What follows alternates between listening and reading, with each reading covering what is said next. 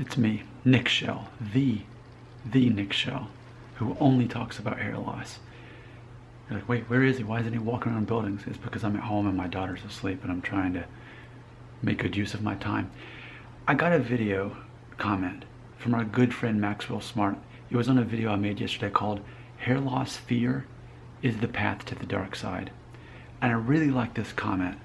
And I'm always open-minded myself to learning how I can be better at what I do. And I think Max is helping me out here. So check out what Max had to say. Quote, Yoda or not, I think you're right. We are governed by our emotions. If we allow them to be steered by anyone else, we are at risk of losing control of them. That is when the negative, dark side of emotions can take over, spreading insecurity and fear. There is one point that I would like to bring up though. You say that your channel is here to help your followers that are in majority late adolescents or young adults. How many of them are in control of governing their emotions? Many of them are still trying to hide or trying to decide who they are and who they want to be. When did you take control of governing your emotions? Wasn't it in your early 30s? These young men are not that far. The hair loss monkey wrench, end quote, gets thrown in to emotional chaos when they may already be going through. Beyond your constructive pep talks, you could try to provide these guys with ideas, tips, and tricks on how to gain emotional control. There is a lot more to it than just saying that they need to get a hold on their emotions. They need to know how to do so. Personally, I think the majority of men come to terms with hair loss at some point in their lives, some earlier and some later. There is the minority that struggles a lifelong with fear, hate, and non-acceptance. Emotional maturity plays an important role in determining how we live our lives. Positive reinforcement is one of the best methods I have learned from my mentors over the years. Just some vegan food for thought again, end quote. Thank you so much, Max. And of course, in case you didn't pick up on that, I'm a vegan, been one for 4.5 years. I am very grateful for this. In particular, I want to point out this, where he suggests something that I could do in addition to what I'm already doing, is that I can make videos that provide guys with ideas, tips, and tricks on how to gain emotional control. So I'll definitely keep that in play. In fact, I think you just inspired me, Max, to the very next video I shoot after this.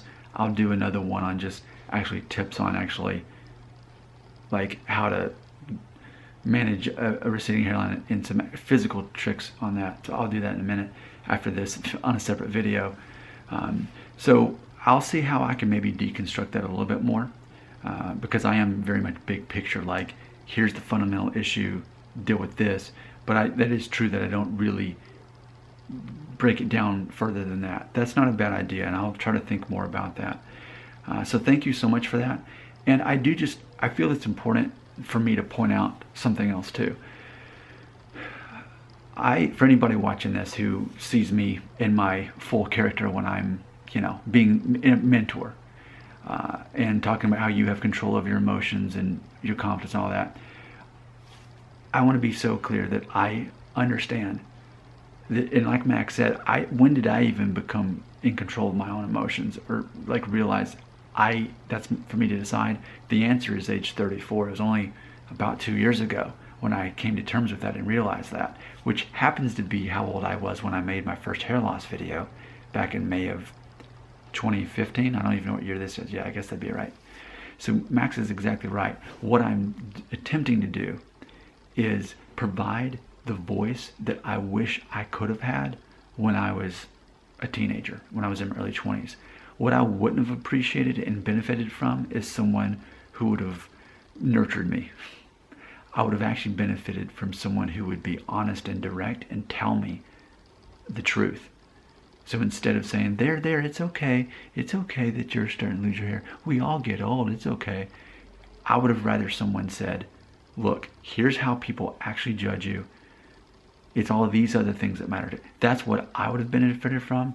And keep in mind, I have an app on my phone that shows me when I make videos that spike up in people watching them, subscribership. And what I've learned is the more blunt I am, the more popular I become. If I make a video where, and I even fear making this next video I'm about to make about downplaying a receding hairline.